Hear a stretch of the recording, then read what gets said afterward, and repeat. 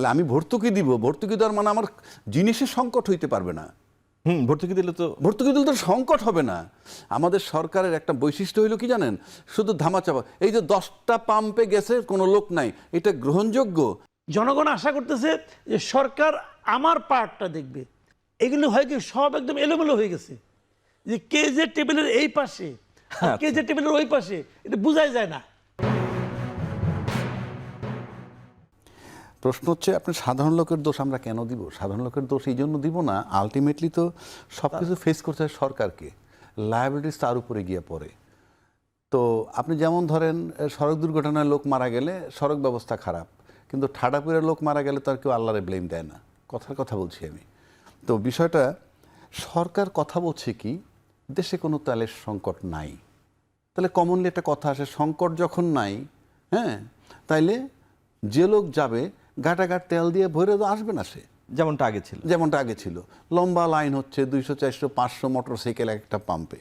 এটা গেল একদিক। মন্ত্রী আবার বলছে যে পাম্পের থেকে চোরাচালানি হয়।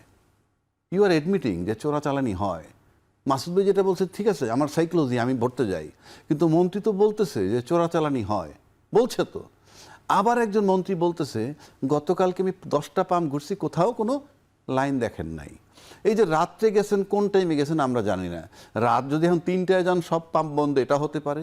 আবার যদি এই হয় আপনি যাচ্ছেন শুনে সমস্ত লোকজন সরাই দিয়ে আপনি কমফোর্টেবলি, এগুলো তো জাজমেন্টটা। তাহলে এখন রেজাল্ট যেটা দাঁড়াইলো, মন্ত্রী সত্য বলে চোরাচালানি হচ্ছে, কিন্তু ধরছে না, মানে ধরতে পারতেছেন না। 2 নম্বর হচ্ছে দাম বাড়ায়নি। 3 দিন আগেও বলছে আমরা দাম বাড়াই নাই, কিন্তু আজকে সকাল থেকে দাম বাড়ছে। এখন আমরা যেটা ভর্তুকি দিছে সরকার বলতেছে, ফ্যামিলি লাইফে আসেন, আমরাও ভর্তুকি দেই। দ্রব্যমূল্যের যখন দাম বেড়ে যায় তখন ভর্তুকি দেই। আমার মাসে কিনলাম 1 লাখ টাকা বা 2 লাখ টাকা, মাসুদ ভাইয়ের ইনকাম 2 লাখ টাকা, ফাইন। কিন্তু যখন দ্রব্যমূল্যের দাম বেড়ে গেল, ভর্তুকি দেওয়ার মানে কি? বেশি দাম দিয়ে কিন্তু খাচ্ছি আমি। তাহলে আমি ভর্তুকি দিব, ভর্তুকি দেওয়ার মানে আমার জিনিসের সংকট হইতে পারবে না। ভর্তুকি দিলে তো সংকট হবে না। তাহলে তার মেইন বিষয়টা কোথায়? মেইন বিষয়টা হলো আস্থার। অর্থাৎ গভর্নমেন্ট সত্য বলে না মিথ্যা বলে, এটা একটা প্রশ্ন।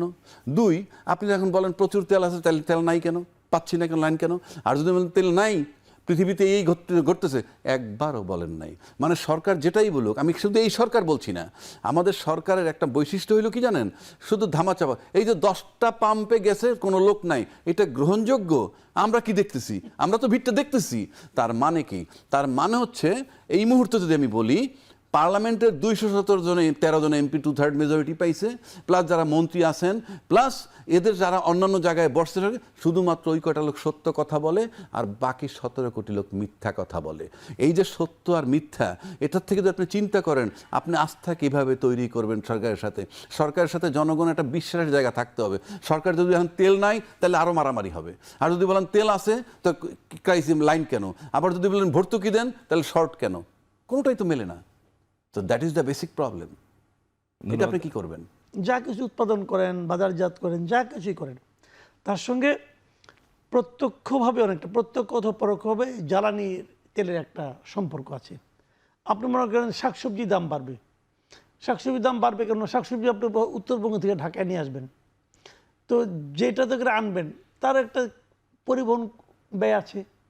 জ্বালানি তেলের দাম বাড়লে পরে পরিবহন ব্যয় বেড়ে যাবে, বেড়ে গেলে আপনার ওই ব্যাগটা তো যে শাকসবজির মধ্যে ঢুকবে, কাজে আপনার দাম কিছুটা বাড়বে। এটা বাড়বে না, সেটা তো আমরা জানি, কিন্তু যৌক্তিক পর্যায়ে থাকে না, সেটাই হচ্ছে এখন যুক্তিটা কার, যৌক্তিকটা কার হিসাবে? এই যে যেমন লজ মালিকের 42% আপনি দেখবেন একভাবে, ও দেখবে আরেকভাবে। আপনি কি মনে করেন যারা ব্যবসা করতে নামে, এরা যদি অতই সৎ হইতো, তাহলে তো ভাই মসজিদের ইমাম হইতো। তা তো হয় নাই, সে তো ব্যবসা করতে নামছে, তার লক্ষ্য হলো মুনাফা। সিম্পল কথা ভাই, সে বাজারে মনে করেন একটা জিনিস সে 5 টাকা দিয়ে কিনে নিয়ে বসছে, মনে মনে ঠিক করছে এটা আমি 7 টাকা ধরে বেচবো, মনে মনে ঠিক করছে।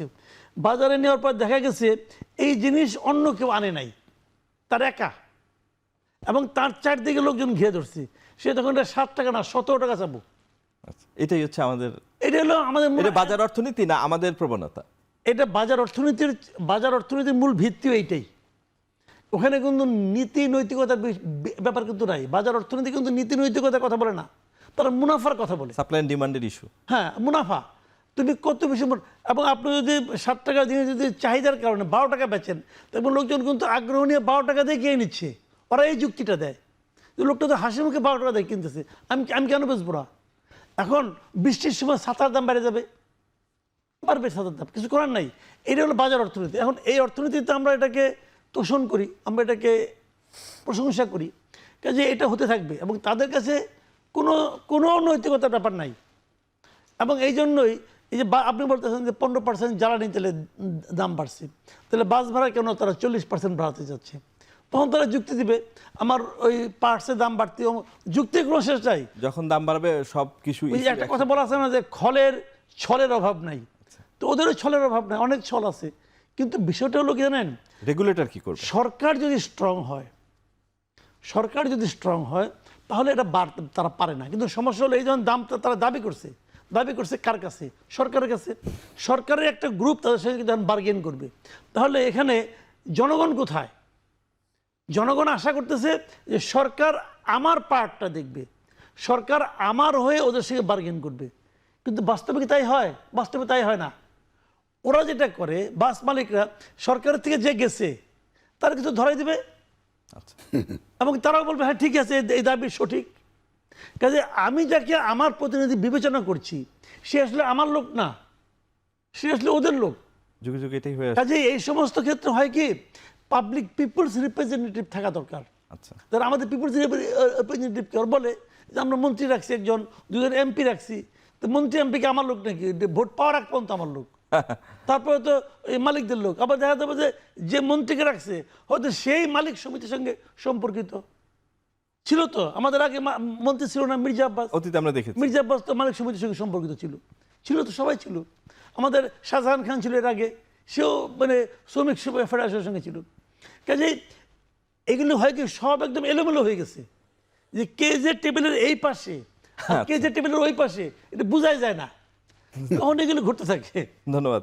আচ্ছা আমি বলি, আমি সমর্থন করলে কি আর না করলে কি, বা আপনি বিষয়টাকে কিভাবে দেখেন? এখানে তো না, ভোক্তার না, অধিকার। আমি বলি আমি সমর্থন করলে কি না করলে কি, বা আমরা সমর্থন করলে কি না করলে কি, প্রথম হইলো আমার প্রতি আপনার শ্রদ্ধাবোধ থাকতে হবে যে জনগণের ডিমান্ড, জনগণের চাওয়াটাকে আমরা সম্মান করব। এইটা যদি আপনি না করেন তাইলে আমি কি করব? একটু আগে বললাম আস্থার সংকট, বিশ্বাসের সংকট। আপনি প্রতি লিটারে 20 টাকা বাড়া অকটেন, কিন্তু তামাশা না, 1 লিটারে 20 টাকা বাড়া। এখন গভর্নমেন্টের সাথে যদি আস্থা থাকতো জনগণের সাথে, তাহলে 20 টাকা বাড়ালে দেশের জনগণ কিছু মনে করতো না। এখন কেন বললাম কথাটা, আপনি ধরুন 50 জন প্যাসেঞ্জার নিয়ে একটা বাস যাচ্ছে এক জায়গা থেকে আর এক জায়গায়, এতে 20 লিটার তেল লাগে। তো 20 টাকা করে যদি বাড়ে, তার কস্টিং বাড়লো 400 টাকা। এখন 50 জন প্যাসেঞ্জার ভাড়া 100 টাকা করে, সেটা যদি 42% বাড়াইয়া 142 টাকা করে, তাহলে সে 50 জন প্যাসেঞ্জারের কাছ থেকে টাকা নিচ্ছে বাড়তি 50 × 42 2100 টাকা।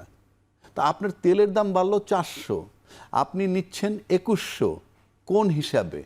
42% বাড়াইলেন একটা পার প্যাসেঞ্জার কিভাবে?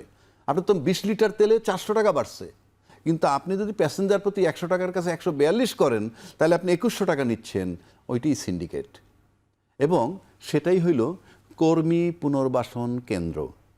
আপনি যখন যে রাজনৈতিক দল ক্ষমতায় থাকবে, সেই দলের নৈতিক দায়িত্ব থাকে তাদের কর্মীদেরকে প্রোভাইড করা। কর্মীদেরকে প্রোভাইড করতে হলে ওয়ে খোঁজে। নাহলে আপনি বলেন না 400 টাকা তেল লাগবে আমার বাড়তি, সেটা আমি বাড়তি নিচ্ছি 2100 টাকা। এটা কি করে সম্ভব? কিন্তু এটা হবে আলটিমেটলি, কারণ আমি নিব।